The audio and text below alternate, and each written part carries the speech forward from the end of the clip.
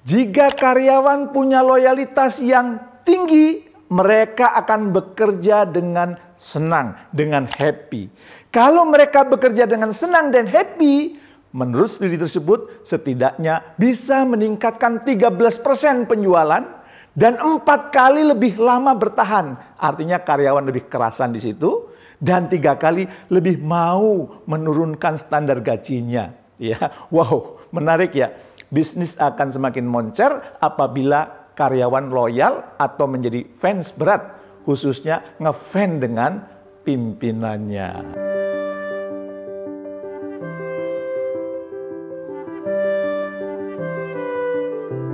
Assalamualaikum warahmatullahi wabarakatuh.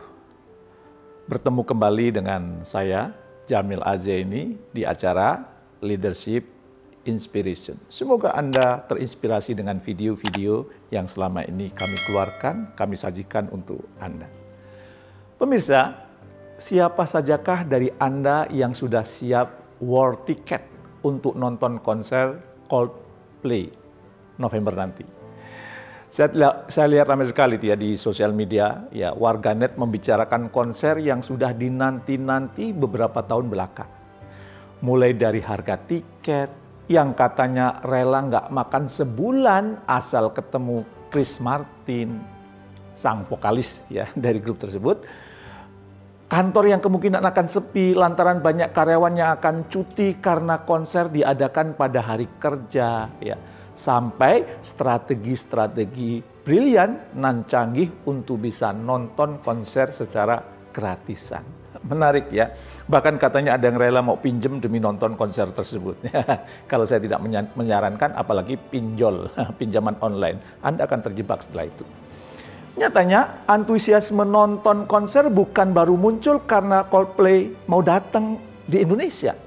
Awal tahun 2023, Jakarta sudah dihebohkan dengan kedatangan Westlife. Bahkan beberapa waktu yang lalu, salah satu girl band asal Korea Selatan, yaitu Blackpink, sudah mengguncang gelora Bung Karno. Mulai dari artis, influencer, tokoh ternama lainnya ikut larut dalam kehebohan konser tersebut. Konon pendapatan yang berhasil diraup oleh Blackpink itu sekitar 410 miliar. Wow, hampir setengah triliun rupiah. Lebih tinggi dari keuntungan setahun banyak perusahaan menengah di Indonesia. Ya. Untung 410 miliar itu sudah luar biasa di era yang sekarang ini berubah begitu cepat. Nah, yang membuat menarik, bagaimana pengaruh yang diberikan para superstar ini bisa membuat para fansnya begitu loyal, alias rela. Dan relanya itu kebangetan. Misalnya rela beli tiket dengan harga yang tidak murah. Apalagi di saat rumor krisis ekonomi yang menghantui sekarang ini. Rela berpanas-panasan atau kehujanan demi bertemu sang idola. Rela menunggu dan macet berjam-jam sebelum masuk kawasan konser. Bagi orang lain itu pain ya, alias derita. Tetapi bagi mereka itu rela menjalaninya. Enjoy, asik, bahkan happy luar biasa. Apa yang membuat mereka begitu rela? Ini keren banget kalau ada seorang leader seperti sang superstar. Dan pelanggannya serta anggotanya itu loyal seperti penggemarnya. Dijamin profit perusahaan itu bisa meningkat pesat ya. Oleh karena itu pada kesempatan kali ini saya akan membahas hal itu. Apabila kita pelajari case study Harvard Business Review terhadap salah satu boy band Korea Selatan yang sedang naik daun, yang sedang pada puncak karirnya, yaitu BTS.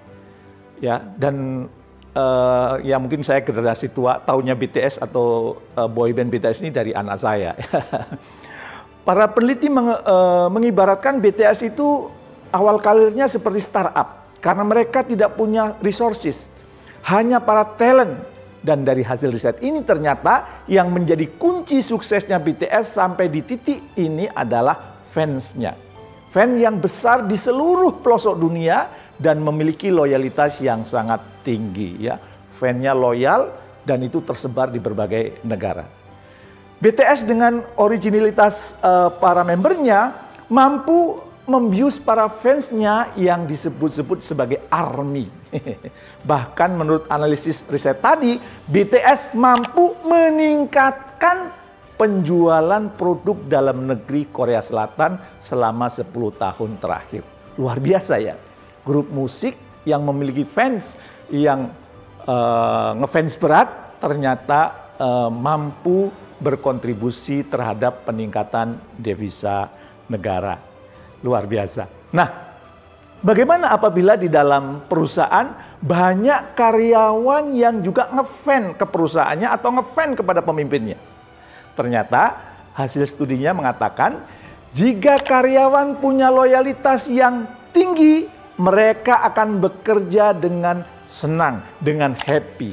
Kalau mereka bekerja dengan senang dan happy, menurut studi tersebut setidaknya bisa meningkatkan 13% penjualan dan 4 kali lebih lama bertahan. Artinya karyawan lebih kerasan di situ dan 3 kali lebih mau menurunkan standar gajinya. Ya, wow, menarik ya.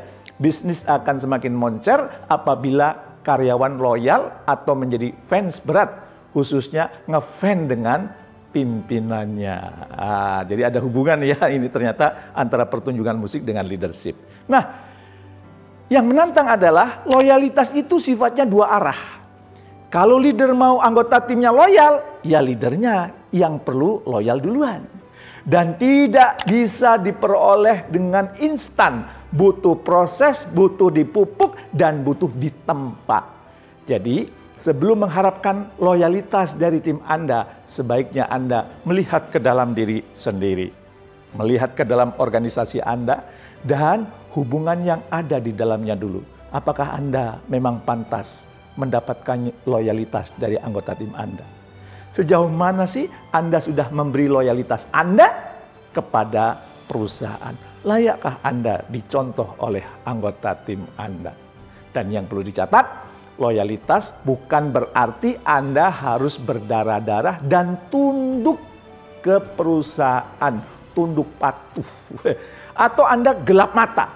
Loyalitas tetap rasional dan terbuka dengan berbagai sudut pandang.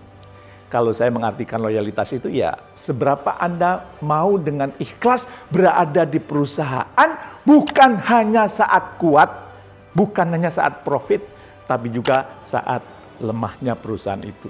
Dan menariknya, loyalitas ini justru terlihat saat berada di masa-masa sulit, di masa-masa profitnya yang sedikit.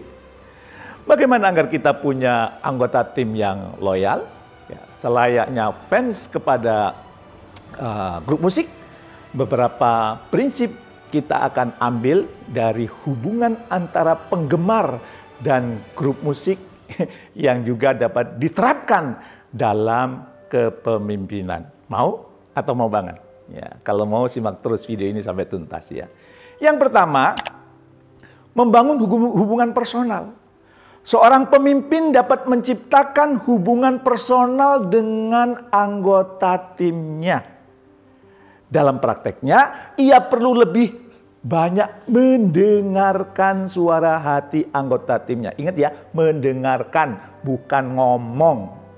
Ia juga perlu memahami dan memperhatikan kebutuhan serta aspirasi individu dalam tim yang tetap sejalan dengan visi dan misi perusahaan.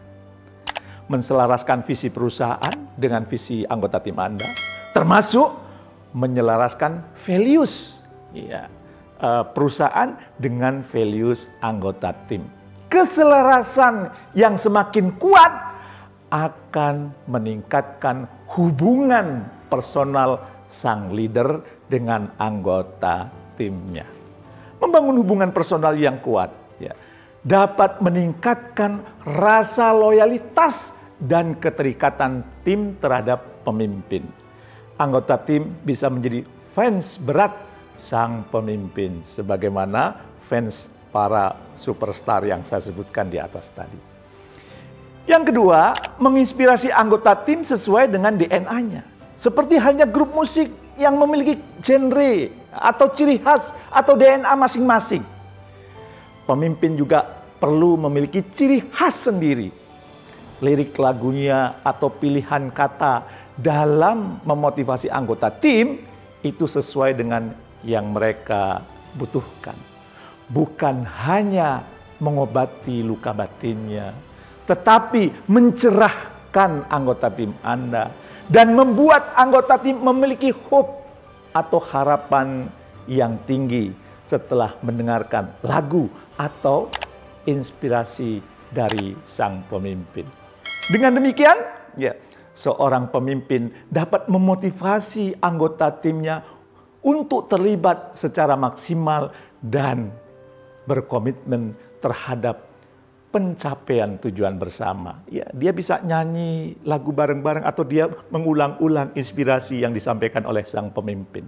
Mereka rela berkeringat bersama sang pemimpin dengan hati yang bahagia, sebahagia mereka nyanyi bersama dalam konser yang mereka hadiri. Asik kalau begini ya. Dan yang ketiga, mendukung dan memberdayakan anggota tim. Seperti penggemar yang mendukung artis mereka. Seorang pemimpin juga memberikan dukungan kepada anggota timnya. Ini termasuk memberikan sumber daya yang diperlukan, memfasilitasi perkembangan dan pertumbuhan individu dengan ngajak diskusi, di coaching, dikirim training, atau kemudian Anda kirim workshop dan sebagainya, serta memberikan dukungan emosional saat diperlukan. Pemimpin juga punya komitmen memberdayakan anggota tim dengan memberikan tanggung jawab dan otonomi yang sesuai. Berikan pekerjaan-pekerjaan yang menantang bagi mereka, memperkuat rasa kepemilikan dan keterlibatan mereka dalam berbagai kegiatan. Dan yang keempat, itu membangun komunitas dan kolaborasi. Seperti komunitas penggemar yang kuat. Seorang pemimpin dapat membangun komunitas di antara anggota tim. Ini dapat dicapai melalui apa? Melalui kerjasama, melalui kolaborasi, dan saling mendukung antar anggota tim.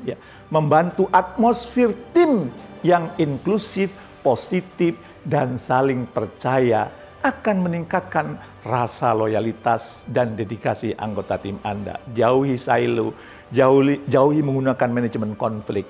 Kenapa? Karena ternyata mereka perlu sebagai suatu komunitas, sebagai satu tim, sebagai suatu kelompok yang memiliki energi yang selaras. Sungguh mengasihkan apabila Anda sebagai seorang pemimpin memiliki tim yang sangat ngefans kepada Anda. Sebagaimana ngefansnya penggemar musik kepada grup musiknya. Tetaplah menjadi pemimpin yang benar-benar memimpin dengan apa? Dengan terus mengelola loyalitas anggota tim Anda. Sukses mulia untuk kita semua.